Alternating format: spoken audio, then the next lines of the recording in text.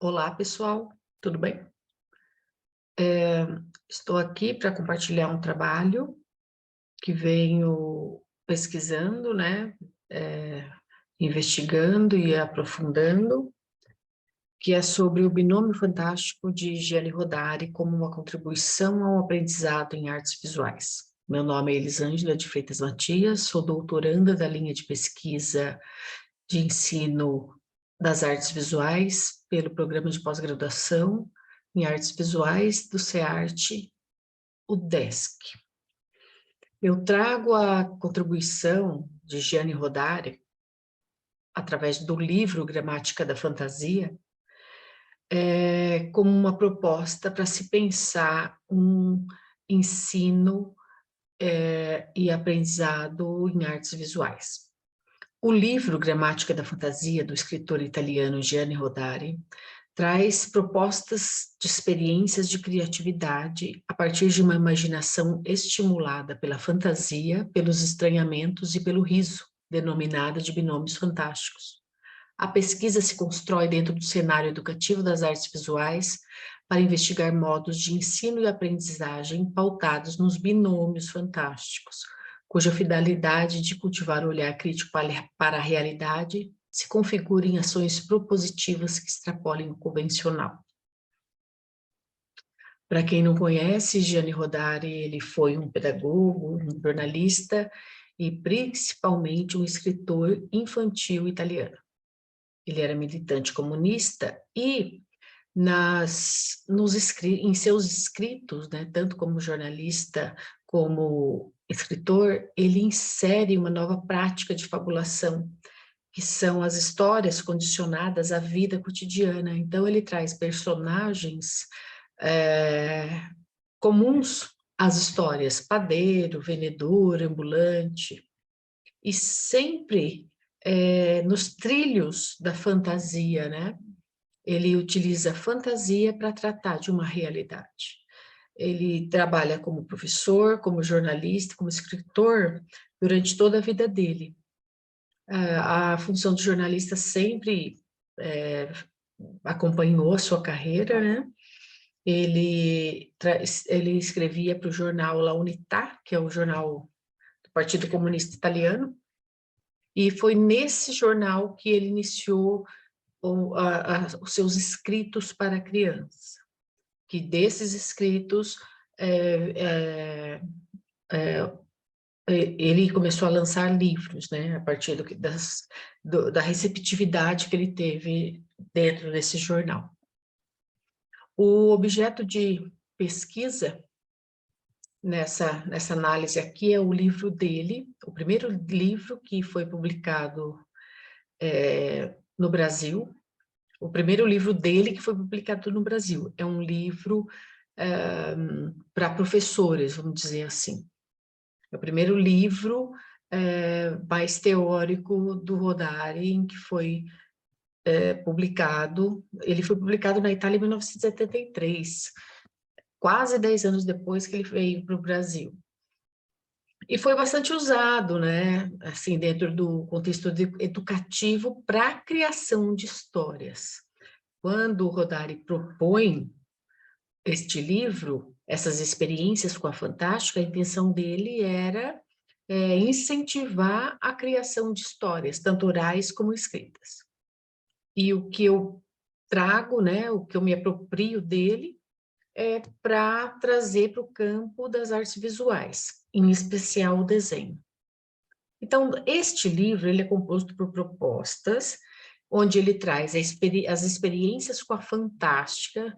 O que seria fantástica? É o modo como ele utiliza da fantasia e da realidade para criar histórias. Sempre acompanhado de um pensamento transdisciplinar, então ele traz a semiologia, a matemática, a música, a dança, o teatro, para dialogar com essa fantástica. Eu costumo dizer que essas propostas que Rodari apresenta no livro não são propostas, são provocações, porque ele provoca uma reação na gente, e essa reação é a criação, é a imaginação e, em decorrência disso, o início de processos criativos. Então, ele começa com palavras em fricção, sempre trazendo o fator do acaso na junção dessas palavras, desses elementos, né?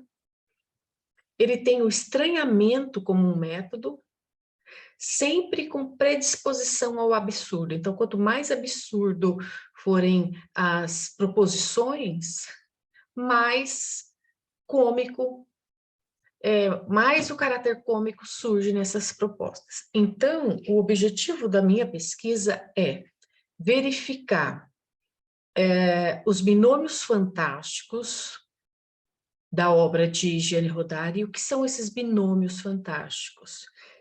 São todos os elementos em que são colocados em relação, e desta relação surge um movimento que impulsiona uma imaginação e uma criatividade. Então, os binômios fantásticos, eles têm o estranhamento como princípio entre fantasia, sempre estranhamento entre fantasia e realidade, como um elemento motriz para a imaginação. Eu falo aqui de absurdidade imediata porque ele traz os surrealistas, né? O movimento surrealista, o manifesto surrealista, para embasar essa ideia de binômio, né? Ele sempre parte do princípio da desconstrução para a reconstrução. Ao desconstruir, eu modifico o meu olhar, que reconstrói aquilo que foi desconstruído sob um novo olhar. E esse novo olhar gera novas configurações. Então, trazendo essa questão do binômio fantástico, do riso, que o riso, aqui eu necessitarei de uma pesquisa mais aprofundada, mas partindo do princípio que o riso ele é um mediador entre pensamento e realidade, e que, ao rir, eu devolvo ao mundo o resultado do que eu entendi como real, eu penso que o riso, mediante propostas onde o estranhamento é a força motriz, ele pode ser um fator para o desenvolvimento do desenho. Então, pensando que o desenho também é um estado de vir a ser. Se o riso está entre o que eu vejo e o que foi pensado, e o que eu penso, né?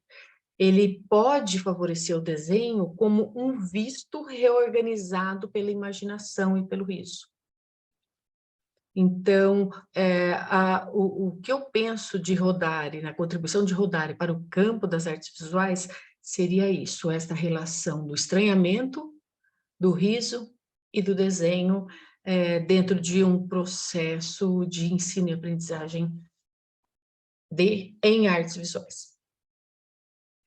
As considerações que eu trago seriam: apresento a obra de Rodari como uma possibilidade de contribuir ao ensino aprendizagem arte ao trazer as relações que ele faz entre as coisas do mundo real e a imaginação, o estranhamento como motivador de um pensamento fantástico, as várias formas de olhar e pensar o mundo, e decorrente disso, o riso manifestado, as oposições para uma interação, e dessa interação, estranhamento, riso e desenho, e o desenvolvimento da imaginação e da fantasia para complementarmos o real a que estamos submetidos.